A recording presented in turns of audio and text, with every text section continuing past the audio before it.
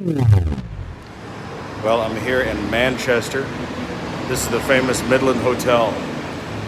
Here they have a little commemoration of where this plaque says it. This plaque was erected to commemorate the meeting that took place in this hotel on May 4th, May 1904, between Hon Charles Stuart Rolls, MA, and Frederick Henry Royce, which led to the formation of the Rolls-Royce Limited. Well, how about that? So it was right here in this cool hotel where Rolls-Royce started in 1904. And this building is amazing. I've been told all sorts of stories about this building, about this hotel, and that during the Blitz, Hitler had commanded, do not bomb this hotel. It was his favorite. Don't blow it up. He was planning on taking it over. It's one heck of a piece of architecture. Check this thing out.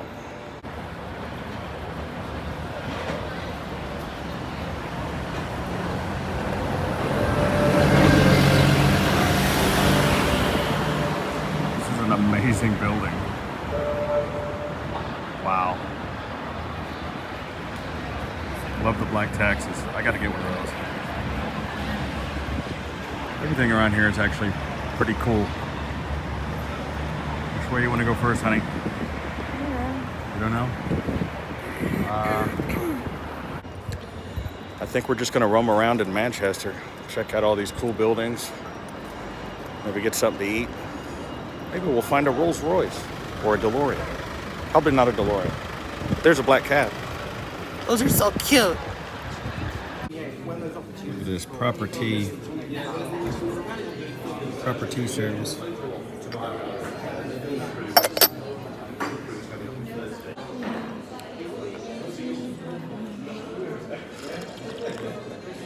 I'm having tea in the lobby of the Midland Hotel. So can you imagine? 1904.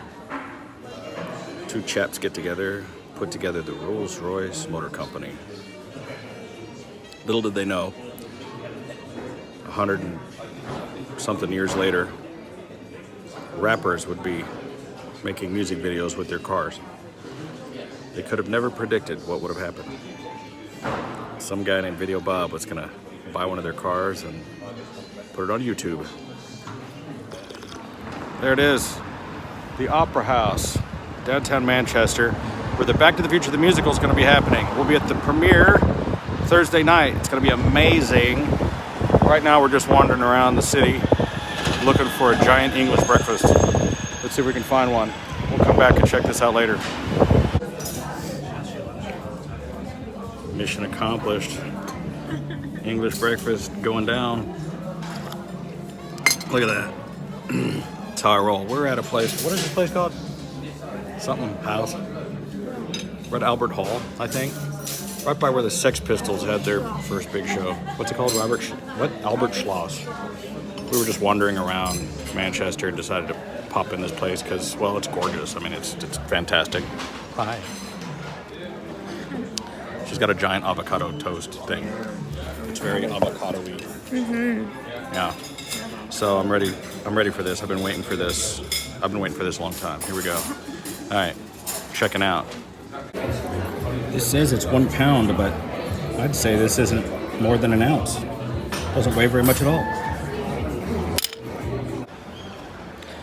All right, we're wandering around the city now. No visit to Manchester would be complete without going to the Science and Industry Museum. We love science, don't we? Don't we love science, honey? Mm-hmm. Even when it's cold. It's probably a little warmer in there. Let's go check it out. Okay, we're inside the museum. The museums are free. They ask for donations. I gave them some money. One of the first things you're going to see when you get in here is, of course, the Rolls-Royce. Now, no Videobob video would be complete nowadays without a Rolls-Royce. This is one of the very first, earliest Rolls-Royces built. Let's check this thing out. This says this is one of the earliest Rolls-Royce motor cars, and it was Henry Royce's own vehicle. We saw there at the Midland where they actually pinned the deal to contract to build the factory. You can imagine in the early 1900s this was probably a pretty impressive car. So for Rolls-Royce fans like me, this is a great thing to check out. They have some amazing original documents here, original brochures. This car is fantastic. And it's a far cry from what we're used to, but I'm sure that at the time this was pretty spectacular. You know what? I would drive this. The only thing it's missing is the Spirit of Ecstasy. What an amazing car.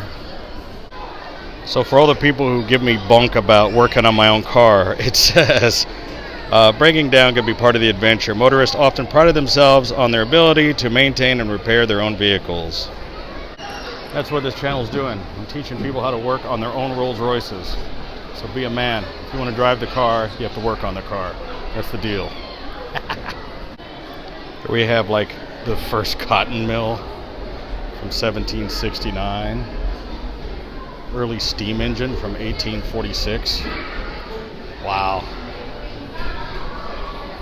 This is the dawn of the Industrial Revolution. Some of these machines are fantastic. And it kind of started here. What an amazing feat. Wow, the machine work on this is fantastic. This is the first computer built with RAM, holding about 1K. So that's not a lot. But 1948, pretty impressive.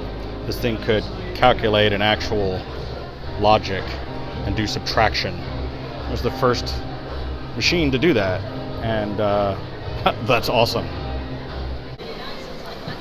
Well, cotton and the cotton gin was a big part of Manchester's industrial work.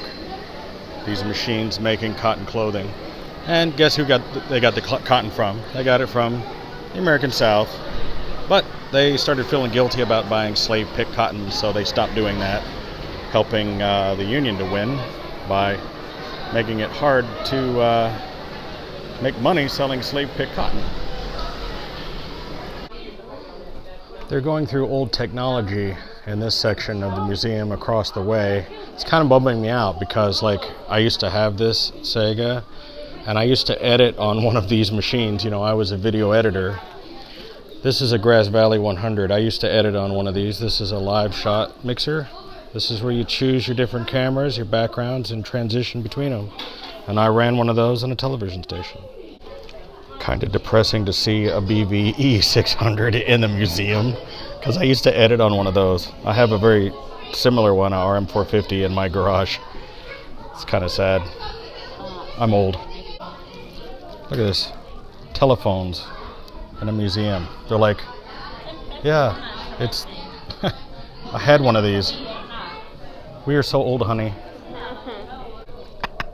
It's a Samsung fax machine. We're in a science museum. Look at a fax machine in here. You know you're getting old when you go into a science museum and stuff you have around the house is on display. Gotta make that paper, bruh.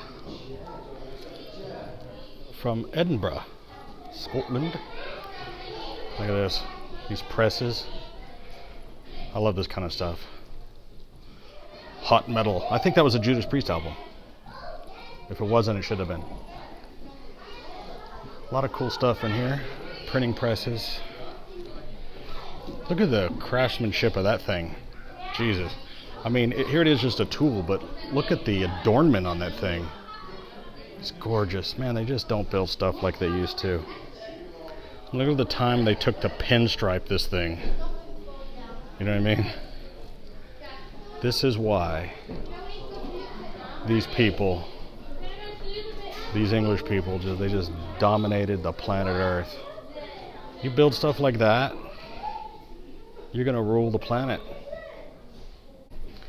I'm really digging the old record players, wire machines, these kind of things, but this is getting kind of ridiculous. I mean, you get into the old phonographs and then an 80s boombox and a Walkman. Like, I still have this stuff. I mean, like, this looks like my bedroom. I need some new stuff, honey. Yeah, this is from the 70s. That's an awesome rig, actually. I mean, looking around at some of this stuff, I'm seriously thinking that I need to go through my garage and donate some of this stuff to science museums. Now, that's a 1970s, probably a Satacon 10-pin camera. But I have stuff like this laying around. you know, it's funny. All right, next we're going to go into the Air and Space Hall. Some very early jet engines and turbos. I think John Ross would want to put that inside his Rolls-Royce. Now some of you will recognize this thing. It was quite the sensation. This little electric tricycle, the Sinclair. These came in a box. I saw one of these for sale, new in the box recently. I thought about buying it. They thought they were going to change the world with this thing, but it didn't happen. Check out this little bitty car here. I'm sure that Rachel would love that little car. It's so cute. The Riva G Wiz. I love it. Yeah, it's awesome. Look at this thing. It's very square. Digging this 1935 Crosley. Doing the Rolls coach doors. Love it. We've been walking around downtown Manchester. It's starting to get a little rainy, but we decided we need a little help. Now, you can't get any better help than a local taxi driver. They have, of course, what's called the knowledge, because they know everything. And you got to find the best guy. So, Manchester Taxi Tours. This is John. Hello, everybody. He's very well known. I've seen you on the internet on other bloggers. I had to find you. You're the only certified tour? I'm the only fully qualified tour guide and taxi driver in Manchester, so I'm very proud of the way that I can represent the city. So meeting people like yourself from all over the world and giving you that real in-depth look at the city, how it all fits together, how it all ticks, and why Manchester's here in the first place. And how did it develop and grow? And you have to have a lot of qualifications just to drive one of these. You also have to have one of these as well. This is the new electric one. He was telling me all about, my car nut friends are going to be impressed with this thing. This is an electric hybrid taxi. This is the replacement for the old cabs. This is because obviously the climate change and the way everything's going, that with the climate changing, so we have to be more aware of climate change. So this is an electric taxi. So it's actually a hybrid. So it's electric, plug-in electric, and a small petrol engine. So the petrol engine drives the battery when you run out of electric in your battery. This thing is quite the Rolls-Royce. It's actually got the suicide doors on it. The inside of this thing, you could sit an elephant in there. I mean, have a look inside. Oh, it is gorgeous in there, and we've been riding around in it, and it is nice. I want one of these just to drive around town in. It's beautiful. I like it. But right now we're going to check out some of we are at the very dawn, at the beginning of Manchester. You were just explaining to me what the Chesters mean. The Manchester, when you look at towns and cities in the UK that end in Chester, Ribchester, Rochester, Manchester, the Chester comes from the Latin for castle, which was Castra, which translates through into English as Chester. So Manchester, we're looking for a Roman connection, and this area here is where the Romans first settled almost 2,000 years ago. So in AD 79 the Romans came to this area because it's at the confluence of two of the rivers that Manchester's built on, and as you know, everywhere you go in the world now, water is essential for all civilization. So the Romans came to this area because it's the confluence of two of the rivers, the River Irwell and the River Medlock, and they built their fort here. And we can see, as we look around, we can see some traces of the Roman fort. So then this gives you that idea of how old Manchester is and how and why the Romans were here in the first place, and how water then is the key to the establishment of a settlement in Manchester. Let's check out some of these forts. Rectangle shape would have been the Roman fort. Wow. So these, I guess they uncovered these as they were digging up things? This, in the 1980s, post-industrialisation, the students from the archaeological department of the university came here and did the dig, and this then is a recreation of what the Roman fort would have been like, because you can see just across the other side there, you can see with the skyscraper buildings how this area then, we're right in the heart of the city. Manchester being industrial, known as the world's first industrial city, there's not many parks and not many gardens, but you can see this very valuable green space in the city then is very attractive for people to come and live. And if you say you live in Castlefield, people go, oh really, this is a nice place to live, this is a really nice residential area now. Can't visit Manchester without learning about its musical history. Now you guys know how much I love 80s music. And this church behind me was turned into a recording studio. So this little orange church, made with the local brick, made from the local clay, became a recording studios in the 1980s, and this was where a group of record producers called Stock Aitken and Waterman were responsible for recording Rick Astley, Never Gonna Give You Up. And the locals haven't burned it down or anything. There it is. They've put it away. Oh no, we love Rick Astley. No, I sing that song. Yeah. I'm never gonna give you up, and I'm never gonna let you down. It's just not gonna happen. You have to do that dance though. All right, tell us about this cool little spot here. We're at Salford Lads Club, and Manchester used to be a port, and it was this area where the dock workers lived. And the lads clubs were built to take the young men off the street, 15 to 23, before they get the responsibilities of life, to stop them fighting each other. And this was organised sport, boxing, weightlifting, football, so all the different activities that you could take on. But also this place became famous because this is where Morrissey came with the Smiths, and famously this shot here was the inside cover of The Queen Is Dead. Wow. So every Smiths fan in the world now is jealous of you because you stood outside Salford Lads Club. So there's music fans in the world, isn't there? We're all music fans, but the Smiths fans is a whole new level. Oh, yeah. And this is then a place of pilgrimage for Smiths fans. So the famous Salford Lads Club. Tell us what we have here. So we're in Hume Park at the moment, and Hume Park, this is a residential area just to the south of the city. A lot of industrial housing was here. When the industrial housing was demolished, and they built the houses that we can see around here now, but also this is where the first Rolls-Royce factory was. So Rolls-Royce, that name which is synonymous with quality and style throughout the world, isn't it? Yeah. This is where the first factory was, and this then is a commemoration to give you that idea of how Manchester led the world in engineering skills as well. So this is a Rolls-Royce grill. That's awesome. I like that. I like that they're celebrating. It's nice, isn't it? So the factory was here on this mountain. The factory was just around, just to the left here. So this I saw that was Royce Street, right? Yeah, there's Rolls Crescent and Royce Road. So then again, it just gives you that idea. And it's that industry that Manchester's known for. Not only the cotton industry, which Manchester was built on, but also engineering. So it's this then where Manchester was leading the world in this engineering. So Rolls-Royce is the greatest car company in the world. So we have a little plaque here. Nice. Celebrating 100 years of excellence. Wow. That's really cool. I know this looks a lot like the staircase on the Titanic, but we're actually in this amazing house. You've got to tell us about this house. This hello again. This house that we're in is Heatons Hall, and this was the home of British aristocrats, and this was their family home.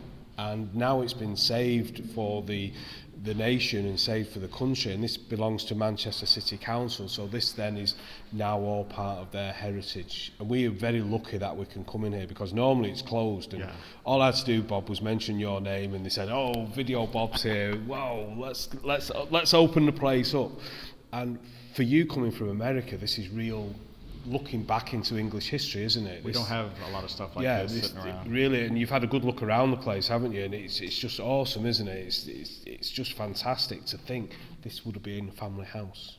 And you said Manchester just recently bought it in 1902. Well, recently, 1902, so 118 years ago, it was bought and became part of Manchester's then. There's a huge park here as well, so the largest municipal park in Europe would have been the grounds of the Edgerton family, and this then, the house sits in the middle of the park. There's a huge golf course, a boating lake, and the park itself is about 4 or 5 miles away from Manchester city centre. We've done that trip there, haven't we? It took about 20 minutes, 25 minutes to get from the city centre to here, and that's that difference between the city centre and when we come out to the suburbs, is that in the city centre there's no parks, there's no gardens, very few green spaces. When you come out into the suburbs, you find them, don't you? And well, they put it all in one place. They put all their parks right here. Yeah.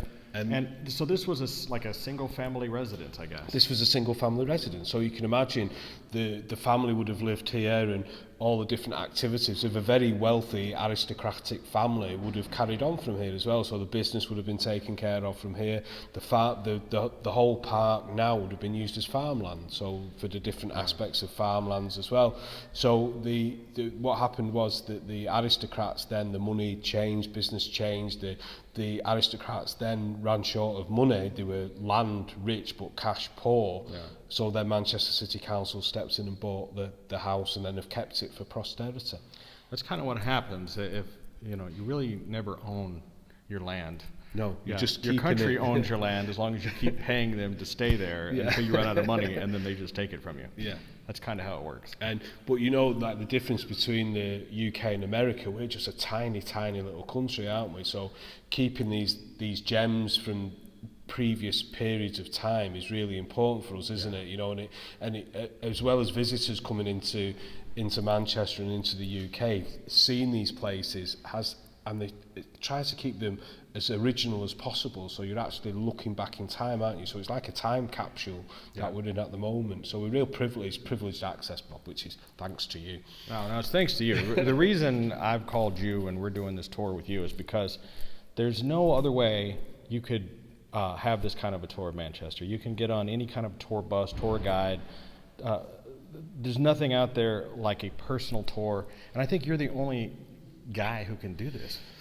Well, locally. I'm in a very lucky position that I took a tour guiding course in 2008, and the tour guiding course that I went on was for coach tours and walking tours. But because I had the taxi and I'd worked on the taxi for many years, I devised Manchester taxi tours.